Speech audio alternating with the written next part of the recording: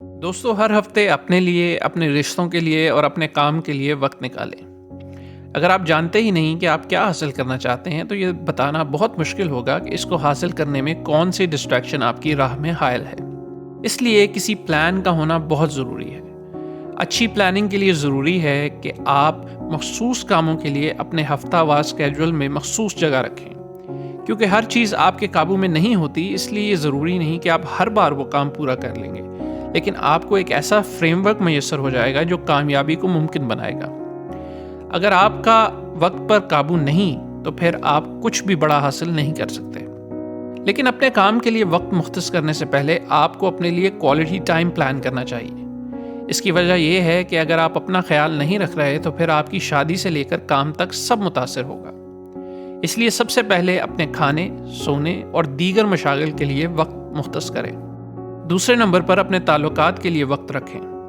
ایسا کرنے سے آپ اپنی زندگی کے ان حصوں کا خیال رکھ رہے ہوں گے جو قربت اور تعلق کا احساس فراہم کرتے ہیں۔ تعلقات کی اہمیت کو دیکھتے ہوئے یہ بات بہت ضروری ہے کہ آپ ان کو فوقیت دیں، بجائے اس کے کہ آپ کا بچا ہوا وقت ان کے حصے میں آئے۔ تو آگے بڑھیں اور اپنی بیوی یا شوہر کے ساتھ مہینے میں ایک ڈیٹ رکھیں۔ اپنے دوستوں کے ساتھ مہینے میں کم از کم 2 ملاقاتیں رکھیں اور اپنے بچوں کے ساتھ دن میں 1 سے 2 گھنٹے کھیلنے کا وقت بھی مختص کریں۔ اب باری آتی ہے کام کی۔ ہو سکتا ہے کہ آپ کے پاس اپنے دفتری اوقات خود طے کرنے کی آزادی نہ ہو، لیکن اس کا مطلب یہ نہیں کہ آپ دفتر میں بھی اپنے وقت کو استعمال کرنے کی آزادی نہیں رکھتے۔ آپ صبح کے 2 گھنٹے دھیان لگا کر اکیلے کام کرنے کے لیے رکھ سکتے ہیں اور ای میل سے نمٹنے کے لیے دوپہر میں کچھ وقت مختص کر سکتے ہیں۔ یہ پلان اپنے ساتھیوں کے ساتھ بھی شیئر کریں تاکہ جب آپ کو فوکس کرنے کی ضرورت ہو تو وہ آپ کو پریشان نہ کریں۔ دوستو، میٹنگز، چیٹس اور نیوز فیڈز سب کو ہیک کیا جا سکتا ہے۔ کام پر صرف ای میلز واحد ڈسٹریکشن نہیں ہوتی، بلکہ وہ بے مطلب میٹنگز جن کا کوئی نتیجہ نہیں نکلتا آپ کے بہت سے قیمتی وقت کا ضیاع کرتی ہیں۔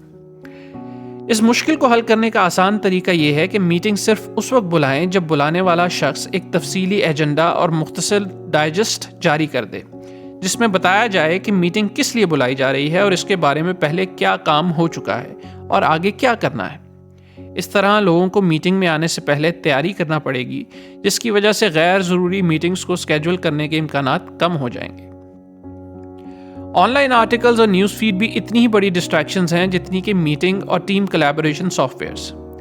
اس لیے مصنف خود ایک حل تجویز کرتے ہیں۔ دفتری اوقات میں تازہ ترین خبروں سے باخبر رہنے کی کوشش کرنے کی بجائے وہ پاکٹ نامی ایپ کا استعمال کرتے ہیں اور اپنے فون پر دلچسپ آرٹیکلز محفوظ کر لیتے ہیں۔ اس کے بعد وہ ایپ کے ٹیکسٹ ٹو اسپیچ فنکشن کو آرٹیکل سننے کے لیے اس وقت استعمال کرتے ہیں جب وہ سیر کے لیے جاتے ہیں۔ اس کے علاوہ ٹو ڈو بک جیسی ایپس بھی موجود ہیں جو کہ آپ کی فیس بک فیڈ کو ایک ایسی نیوز فیڈ میں بدل دیتی ہیں جس میں آپ کی پوری ٹو ڈو لسٹ شامل ہوتی ہے۔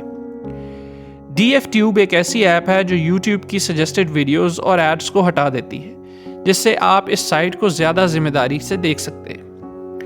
اس کے علاوہ تھوڑا سا وقت اپنے فون اور کمپیوٹر کو صاف اور منظم کرنے میں بھی لگائیں۔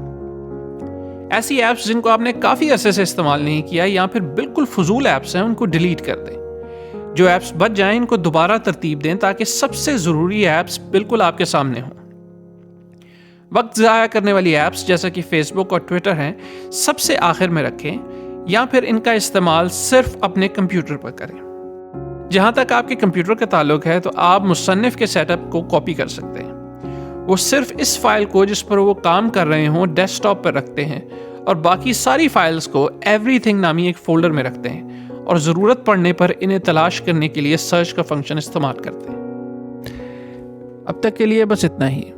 بقیہ حصے کے لیے اس سمری کی اگلی ویڈیو دیکھیں۔ اور دوستو، اگر آپ نے ہمارا چینل سبسکرائب نہیں کیا تو اسے سبسکرائب کر لیں اور بیل آئیکن کو ضرور پریس کر لیں تاکہ ہماری ہر نئی ویڈیو آپ تک پہنچ سکے۔ بہت شکریہ۔